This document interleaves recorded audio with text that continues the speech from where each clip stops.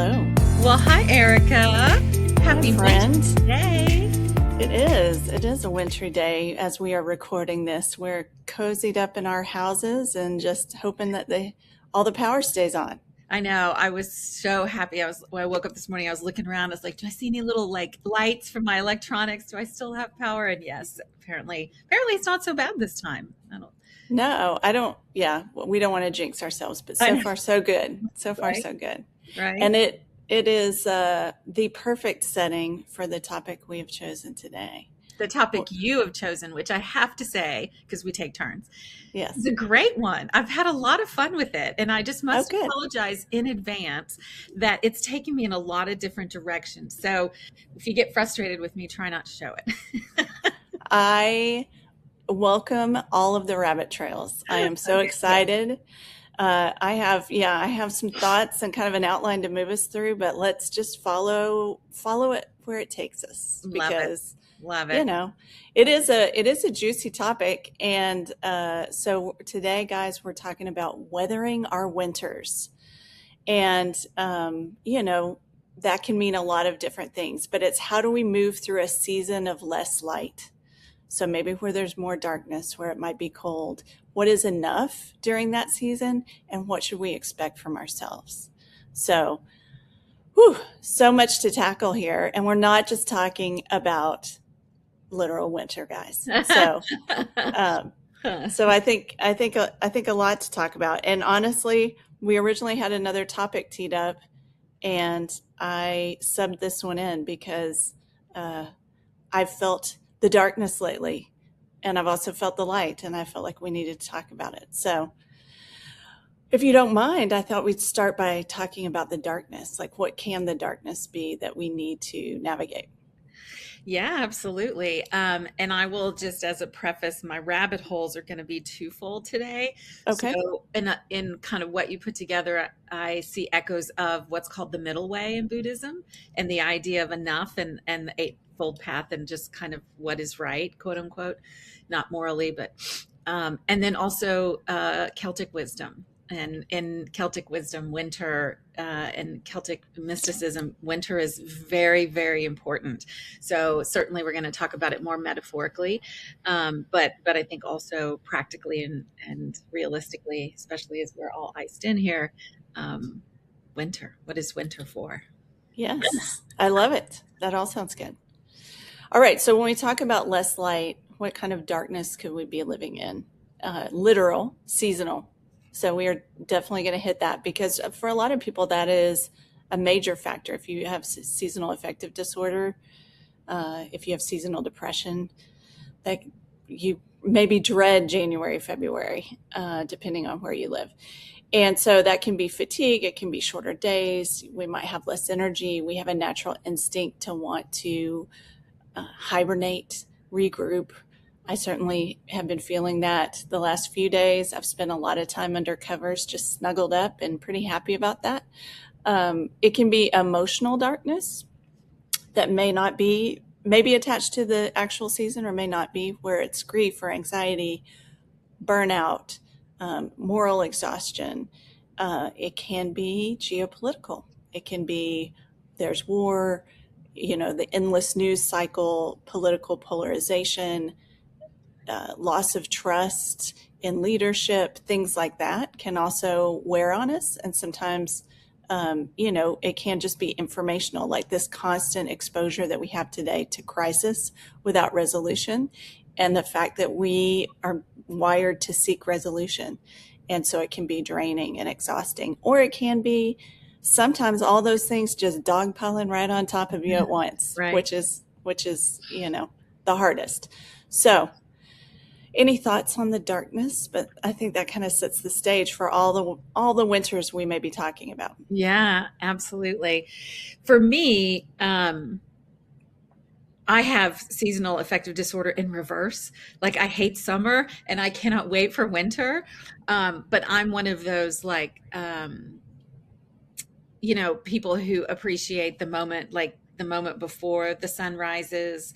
I appreciate the darkness before, right? So that just resonates with me very deeply.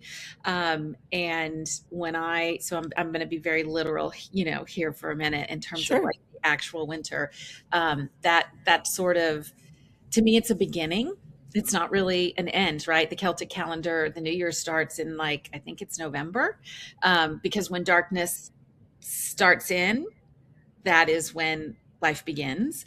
And it's very much a beginning, not an end. And that is very much how it feels for me. And I realize for others, I worked with a woman who really did struggle in the winter month. It was very, very real for her. So I'm certainly not minimizing it, but my alignment with it is very different. And for me, it's more of a sacred withdrawal in a way. It's like recharging the batteries.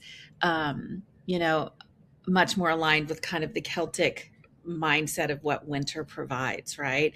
And the hidden labor, the what happens under the grass, under the dirt that you don't see, the seeds that are growing. It's that time of sort of reorganization. I know a lot of people are spring cleaners. I'm a winter cleaner. I'm like, ooh, I'm gonna be in my home and I clean my, and I think it's called in Japan, isn't it called like usuji, where you just clean, clean, clean, and it's like a spiritual clean.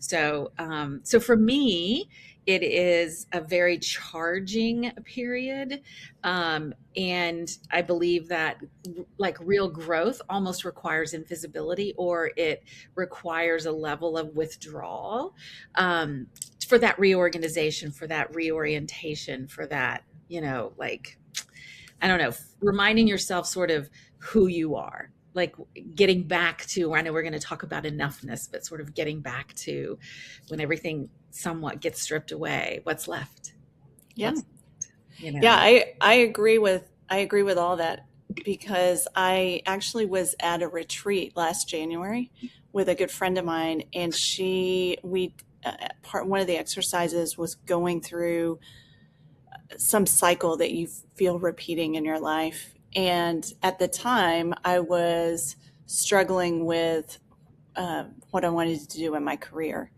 And I sat down and mapped out the last, I don't know, 5 years or something like that as a cycle and looked at the repetition Hmm. and realized that this internal inventory that I was taking, I almost always take in January. Really? Yeah. Wow. So your body has a rhythm that when winter really sets in, you just instinctually, naturally do a review.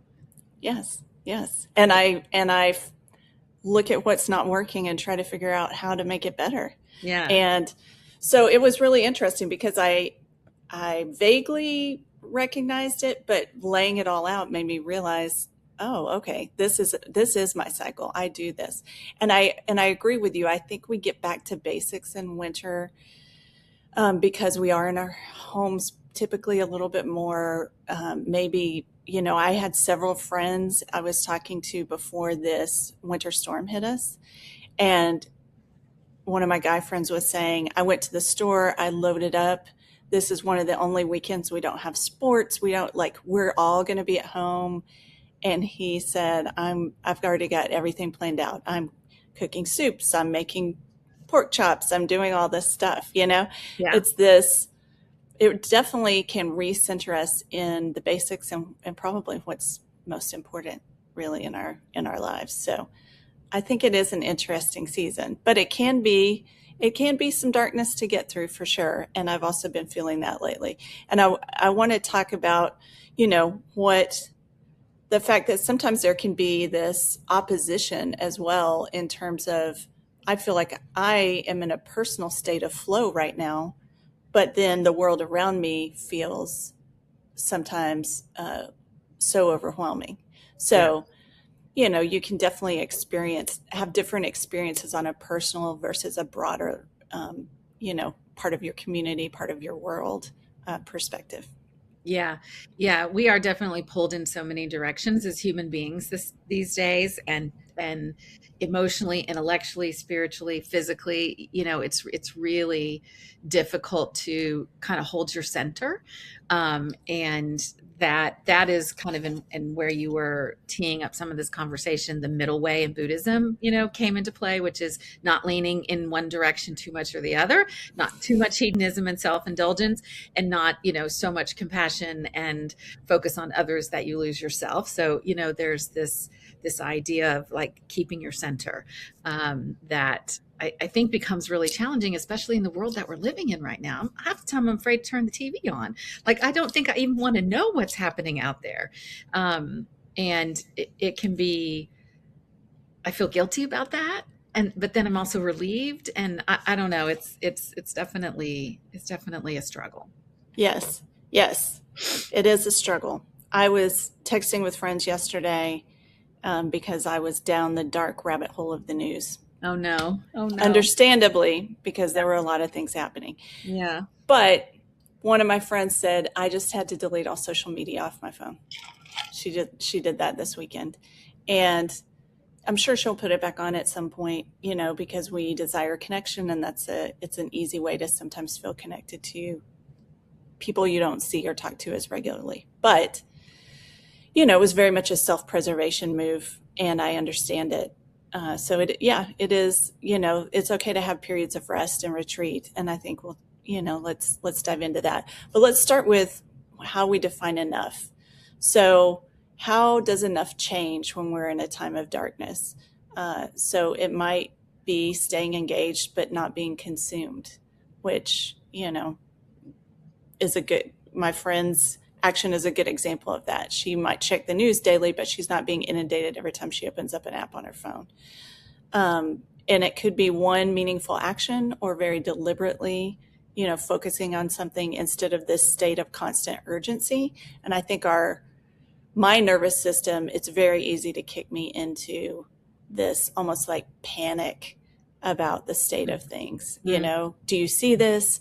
This is not right. I'm very justice oriented. It's hard. You get sucked into that cycle of urgency and kind of this high state of alert. It may look like tending what's within reach and not trying to solve everything in the world. Like, what can I focus on? And it might be preserving your energy instead of going hard, right? It might be a period of pulling in and reflection and planning. So those are ways we can think about maybe how enough shifts. Yeah. Enough is something that I have thought a lot about for a long time. Mm. And in all aspects, material, spiritual, in all ways. And I find that less is better. Less makes me feel closer to enough than more. And there's this quote from Michelangelo from, I don't know when I saw it, decades ago. And someone was asking him, like, how do you see David in the marble? How do you see the angel in the marble? And he's like, I saw the angel in the marble, and I just carved out everything else that wasn't the angel. And that just hit me in such a way. I mean, obviously, what a tremendous mind and artist he is. But the idea of getting rid of what is not the angel reframed and changed for me what enough is. And it's really changed how I move through life to a very large degree. And for me, it's kind of getting rid of what doesn't matter, leaving space for what does matter, and sort of reorienting towards meaning, which for me is, divine, right? So it's always going to get back there. Sorry, when you're a hammer, everything is a nail. And I've seen it, you think about in Jewish wisdom, the Sabbath, right? And the theology of the Sabbath, which is about enoughness and celebrating and experiencing sort of what it is that you have, not producing, not accumulating, not controlling, but just right? Reorienting towards the meaning and this sort of idea of enoughness. And in the Buddhist tradition, enoughness is kind of connected to non-attachment, right? Hmm. And again, reorienting to what matters and this idea of non-attachment. So for me, the idea of enoughness is really, really powerful in a lot of ways, and um, brings me a calm or a peace, especially in the materialistic way that I just, Yeah. just Yeah, I completely agree. I would say the older I get, the more I understand how little I actually need. mm-hmm, And and I mean that in terms of material goods because mm-hmm, I've downsized my house 3 times in the last, I don't know, 7 years or something. I just mm-hmm. continue to get smaller and smaller and smaller. And I've moved, and But so every bigger and time. bigger, and like spiritually and intellectually, right? So Yes, yes, it's very, you get rid of all the crap surrounding you, and then you're like, oh, I have space for ideas and all these other things. I'm not just focused on my stuff. And you put your hands on every single thing you own when you move, and you're like, oh my gosh, this is ridiculous. I don't need this stuff. I know, I'm like, So when was the last time I wore these jeans? Oh my God, it's uh, probably been 2 years. Why am I holding on to these jeans, right? and I also, yes, and I also love that you clean your closets in the winter because I'm about to reorganize my bathroom today. So Awesome. same. Uh, and so I think that there is that wisdom that comes with paring down to what is essential to you. It's a great experience and exercise if you haven't been through it in a while. And then also, I think we are surrounded by a world where clearly there are people who cannot get enough, Oh, and are plundering resources and are doing wreaking all kinds of havoc in the world because of this insatiable desire. So the negative side of that is around us every day. And so I think it's important you know in both contexts to understand what's driving that. I mean, I honestly don't even understand what these people can possibly think. Like, we're not immortal. How much money can you die with? I well, don't yeah, understand. I mean, 100%. But they have a spiritual hole that they're trying to Right. fill with things, and it's never going to get full. It's never going to get full that way. You're never going to fill that hole, that gap in your heart, that guilt, that shame, that whatever issue it is that you're struggling with that you think things are going to address. That's how come they never get enough.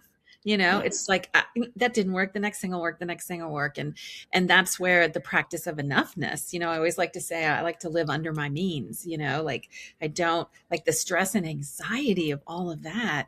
And that's a disorientation to true meaning, my humble, obnoxious opinion, right? Like, hey, hold on, you're chasing all the wrong stuff. Stuff's not going to make you happy. And um, yeah. Yeah. Yeah. And we've talked about wealth can be, or I would say, I view money as a tool, and money as a tool. It can do very positive things in the world, etc. So understanding it as a tool, but not being obsessed with it. Right. So that kind of brings us to this mindset of scarcity versus sufficiency is what we're talking about. Right. This idea that, like, what is scarce to me right now? So, certainty is scarce and control is scarce because I feel uncertain about the world, or I feel like things are out of control. So then I have to reground in what isn't scarce. It's the self care, like my little routines that keep me happy. For example, right now it's so cold. Warmth is one of my greatest indulgences right now. I have a heating blanket that I just bought. Oh my gosh. We just talked about piling all the blankets on your bed, before you go to sleep. Um, Warmth is a primal signal to us that we're safe. And Yeah. so I'm just luxuriating in that right now. I took a hot shower this morning and I was like, this shower is amazing. Best shower ever. I love it. And then, we can choose where we put our attention, because it is limited. So how much do we expose ourselves to things? And then, it's not that this focus on what is enough is denial. It's more this discernment that you talk about. Like, how do we zero in on this is crucial to me, this is not.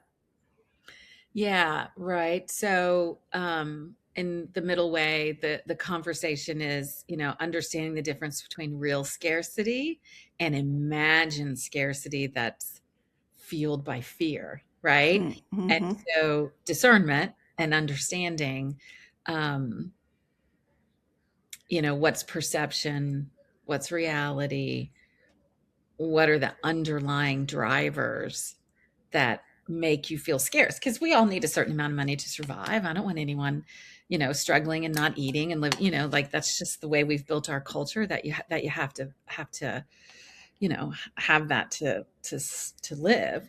um but Maslow's hierarchy, when have you hit when have you hit and covered the base, shelter and comfort and warmth, and when are you turning the corner into um, stepping away from fear? Yeah. Yes. So Yes. Fear, such a driver. And yeah. and I think sometimes, to your point about guilt, when we focus on our own little world and sufficiency and maybe have a little bit of a retreat, it, you can also feel guilt about that. And so I think that because, you're like, look at everything that's happening. I should do this. I should do that. I think that this idea of sufficiency is inner, and it's not a stance necessarily that you, or a statement that you are making about the world all being okay, or everything being okay, or even everything in your life being okay. It's more of an inner posture. Yeah, it is definitely an inner posture. What is that expression? You don't see the world as it is, you see it as you are, right? That is like so true in so many ways. And I also think that once you've been through difficult stuff, which we've all been through difficult stuff, it kind of grounds you in a way that nothing else can. Um, and knowing how rooted you are and what you can survive sort of takes the edge off, though I don't wish that for anyone. It does sort of take the edge off of, and reframes, what is enough? Where is my meaning? Do I worry about scarcity? Like it becomes a very practical discussion. Um, and it just it reframes and changes all the definitions. Just It changes everything. does. Yeah. And I would say the closer you are to that, the better perspective you have, Why does it which have to be is that way? horrible. I don't like it. Why does it have to be that way? Why can't it just all be light and easy and fun? Um, It's not what we're here to learn, Susan. I guess. Are you an earth schooler? Is this earth school? Because like I feel like I'm probably on my fifth degree now. I'm like, come on already, right? Like I don't know. my I don't, I'm, yeah. as you know, I don't espouse anything, but I find it all intriguing. And I do feel that, it does feel like we're here to learn something for sure. Well, Um, by the time we're done with this podcast, if ever, we're going to craft your cosmology. I'm going to make you articulate it. You're going to have to own some shit, girl. You're going to have to stick by it. well, I've already said there are a couple things I will stick by. So I have the foundation of it for sure. No, you do. I'm teasing you. Treat others as you want to be treated is the foundation of it for sure. Which is part of why my Well, heart hurts a I lot. know. And why your Yeah. heart hurts a lot. And, one of the things, across kind of mystical traditions is that the idea that the world doesn't have to be okay for us to remain whole. That is our job. That is what is given to us, that's inside of us, that despite the chaos, you can remain whole, so that not only are you whole, that's a benefit in and of itself, but then you can contribute, right? Yes. Then Hmm. in the right way, in the right measure, in the right situations, you can help love thrive. you can help life sustain, right? And that's part of the wintering, right? Like you have to recharge yourself, you have to reorient yourself to meaning, and rest is not bad. I used to think rest was bad. Like, man, I mean, I always had projects, like it was nonstop all the time, and I was like, oh, I'm just like systemically exhausted. Like I'm exhausted in my bones, and it's taken me a while to really appreciate and understand that rest is not lazy. Mm-mm. Rest is, I kind of thought, oh my God, I should clean out that closet, or I should go shopping, or I should go whatever, right? Do something. And I'm like, oh no, I should rest. I should rest, Yes. you Yeah. know? And Yes. and then when you're whole, it's like you put on your life mask on the plane, one of those things called the oxygen mask, put it on first and then put it on the people around you if they need help. It's kind of the same idea, right? Um, Yeah, and I think it's a rhythm of engagement and rest. And I will say that my personality is I tend to be all in, rail to rail. So I'm either super engaged or I'm on the couch. You know what I mean? And so for me, the trick is to not get stuck at either end of that spectrum for too long. mhm. And so I can become, you know, almost slothful in my rest sometimes, and I can overextend myself in my engagement. And so I think I'm learning to, um, you know, adjust that cycle a little bit better and stay away from the extremes a little bit better, because that's how I've operated my whole life. And it's a learning process. Yeah. We all, Well, you touched on it a little bit, but kind of that ancient rhythm, like work and rest, or work and Sabbath, breathe in, breathe out, right? Just this whole you know how much I love ritual. Ritual grounds me, ritual keeps me hopefully from going too far off the rails in one direction or the other, because I have those moments, those rituals, those activities sort of baked into my day, that if my brain is just like gone, okay, well the ritual of sitting and meditating will bring me back, right. because yeah, otherwise monkey mind, oh my God, you know what I mean? Like if I listened to everything I thought, or I believed everything I thought, or I acted, God forbid, on everything I thought, chaos for me and everyone around me, Yes. it'd be just like a moving circus. moving Yes. so Yes. Yes. Those rituals can be very grounding for sure. We've talked about them: a hot cup of tea, meditation.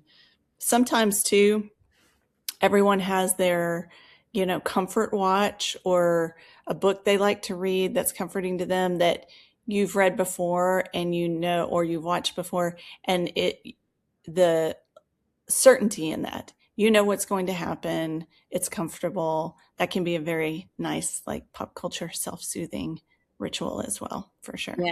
One of my favorite books. Lent is one of my favorite times of year, and Lent is coming round. I'm so excited. And then one of the books I read, I think we talked about this every Lent, is a book called Confessions of a Pagan Nun.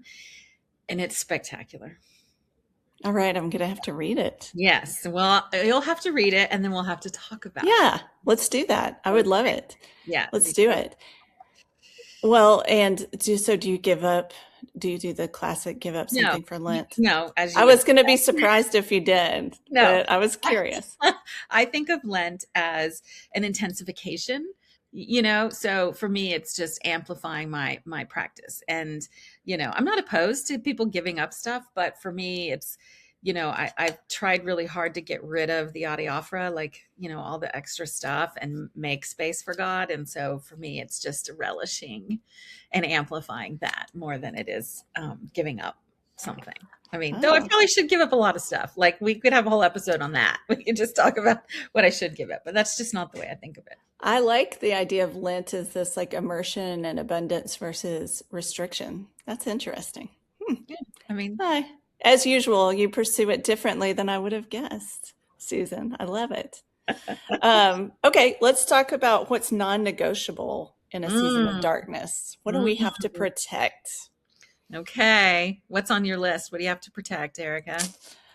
I think I have down empathy, uh, refusing to numb out um, or like retreat to a point where I become too self involved. So I think maintaining that empathy during the darkness is important to understand the humanity of others and stay centered on that without letting it drain me, which is the challenge. Connections, not isolating. So Mm. making sure that I'm connecting with the people in my life that bring me joy, and finding time for that. I had dinner right before this winter storm hit with two of my good friends, a couple, and we laughed so hard at dinner that I was crying. Yay. And I said, man, I really needed this because I knew I was about to spend 4 days in my house by myself, you know? So I had to charge those batteries. Uh-huh. Um, I don't know, this idea of like centering in truth, staying attuned to like um, avoiding oversimplification, misinformation, like just being really attuned to like my compass. Yes. And then, just those small joys, like I said, the beauty, appreciating things. Okay, so I opened up my curtains today and I looked out. It's white, all across the street. And there was this beautiful red bird in my neighbor's Oh, yard. wow. And so I just stood and sipped my hot tea, warmth and comfort, and watched this beautiful bird for, I don't know, 5 minutes. It was great. But, laughter, appreciation, just those small joys. I feel like you have to maintain in the darkness. So that's probably my list. What about you? I think in the darkness, what I struggle or try and hold on to is what I believe, Mm-hmm. because there's so much input these days and so many different opinions, and so many people are so persuasive. And I'm like, oh, that was an interesting point. Oh, no, wait, that's crap. Stop it. You know what I mean? Like, it's like, I just have to, like you said, compass is a good word. Like, I kind of have to like keep my eye on my North Star and like, okay, this is what I believe. And no amount of noise is going to pull me off of what I believe, because what I believe drives what I do. Right. And then that all drives how I feel. And so whether it's like a literal winter, what am I going to focus on in the coldness and the darkness in my home, right? Or if it's societal winter, which we're kind of sure feels like we're in right now, and it's hard to just engage and not be pulled in like even with family or friends or going, like, can you believe this? Well, I think just the opposite. It's just, you just feel like you're pulled, like that girl in the opening scene of Jaws. Ah, ah, you're just Oh like, my gosh, you just tapped into one of my childhood PTSD moments. but sometimes I'm like, oh, you're just like, what's happening? And like people you love and respect are saying things that you can't believe are coming out of their mouth. And then on the flip side, people that you don't like are saying things you're like, yeah, it's just so discombobulating. So just trying to hold on to what it is that I believe.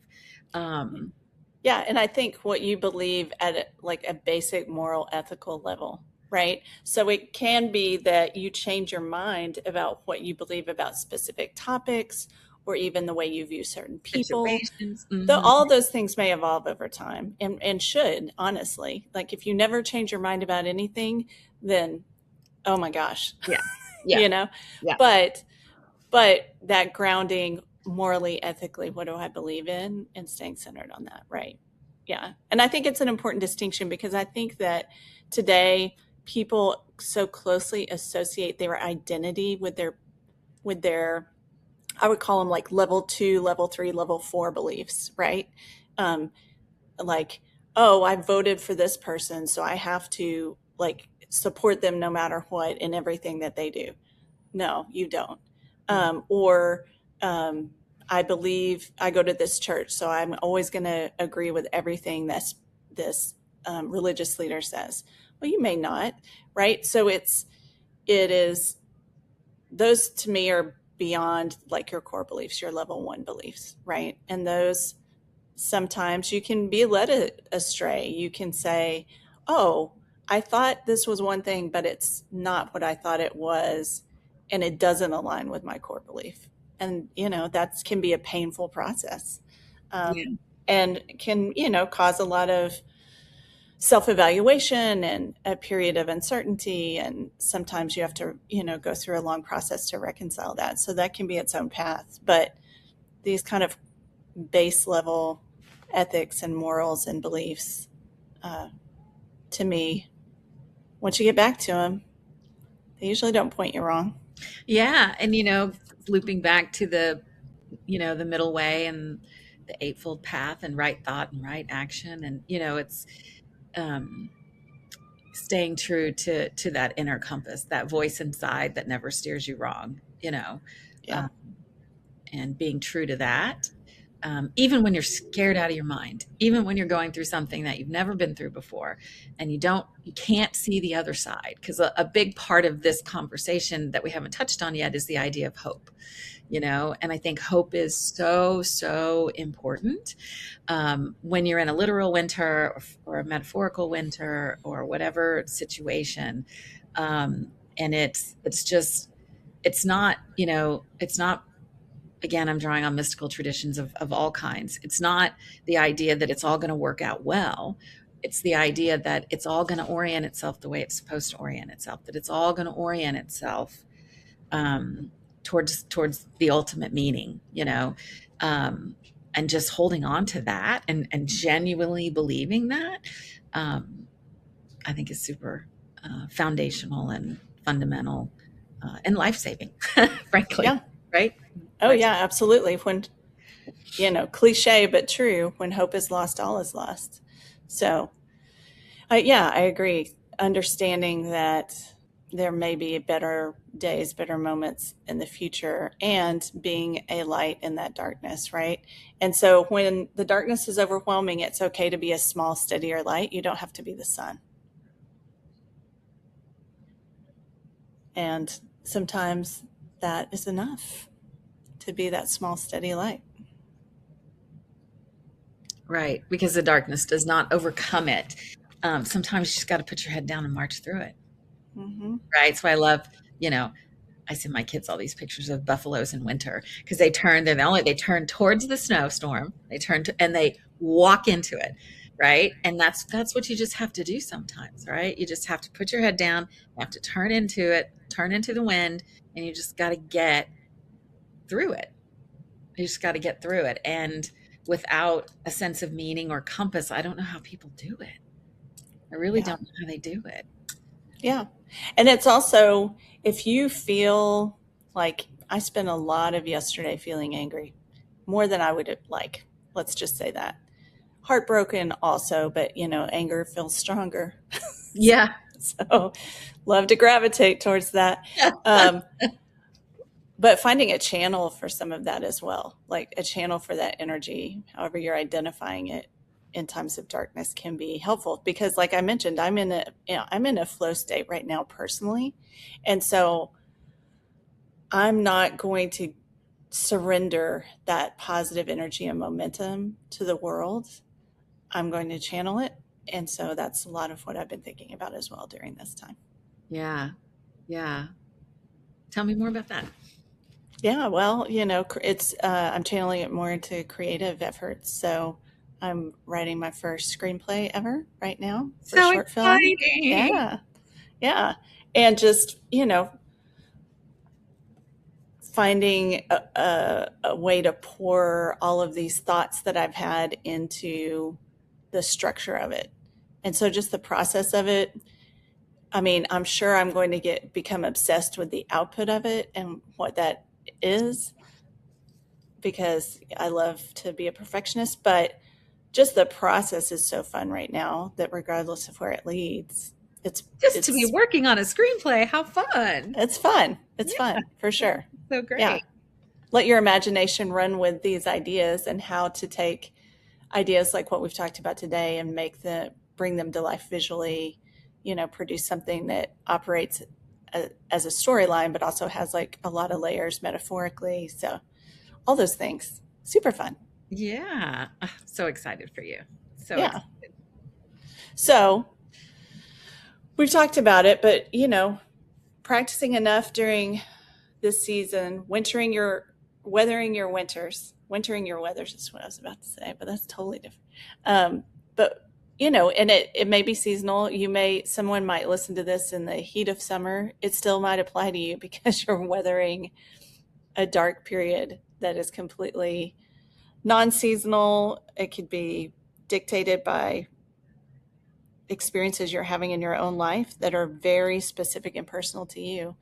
But these are all paths you can take in terms of, whether it's I'm going to, consume less news and, stay informed, but protect myself. I'm going to take action locally and understand that that's where I can have impact. I'm going to rest without guilt. I'm going to, be this small, steady light.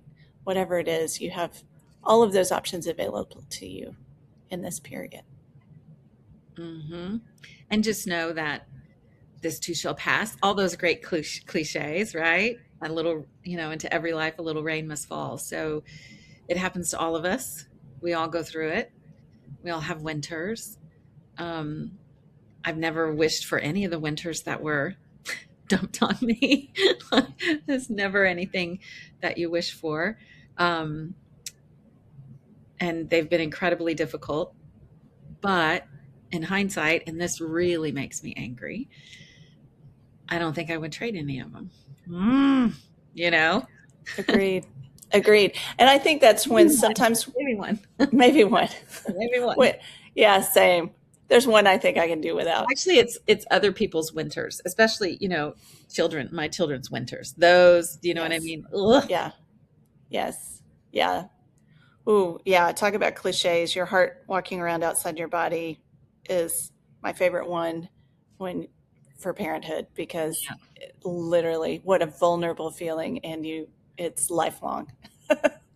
So, but I was going to say that, I love it when I encounter an older person which the older I get, the fewer of those there are older than I am, but someone You who's, look so young. You just thank you, someone who's been through so much life, because what happens is if you're paying attention, you are going to accrue wisdom through this process.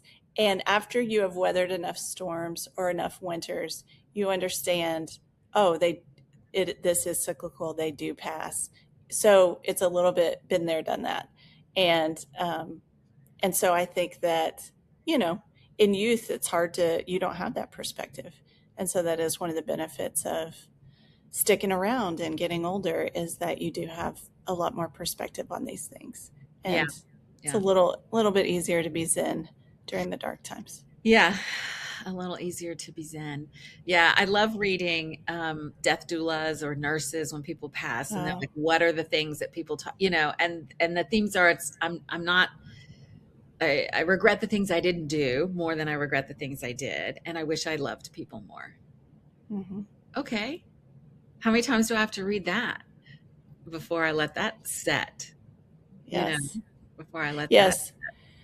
Well, and you can be exposed to an idea over and over and over again, and sometimes it's almost unexplainable why it lands at a certain point, but it will finally make it through, and you'll embrace it Yeah. at hopefully the moment you need to embrace it. Yeah. Yeah. Yes. All right. Well, I'm in the middle of that experiment, Susan, because our last episode on intuition, you challenged me to live in a year of intuition. I'm off to the races. So Yes. So many good things are happening. I know. So we'll see where it leads. But hopefully this has been helpful. I know it's this just thinking about this topic and having this conversation has been so helpful for me, given where I was, my mental space, even just yesterday. So hopefully helpful for anyone who listens as well. Yes, in fact, if you don't mind, I have a Celtic winter blessing we can end with. Oh, absolutely. Bring it. Okay, I have to read it because I don't have. Okay. May you not rush the dark. May you listen for what is growing quietly. May you keep the flame, trust the waiting, and know that you are not alone as the wheel turns toward the light. Mm. So good. Isn't that beautiful? As the wheel turns toward the light. Ah. All Yeah. right. Well, Well, thank you for, as usual, a great chat. yes, I love the topic. Very interesting. Made me think about some things in different ways. So I appreciate it. Yeah. Thanks for bringing all of the other influences All the in Susan stuff. all the many things you carry in your spiritual basket. I love it. I'm like Little Red Robin Hood with her, Little Red Riding Hood, her basket Yes. I never know what you've got in it. I love it. of.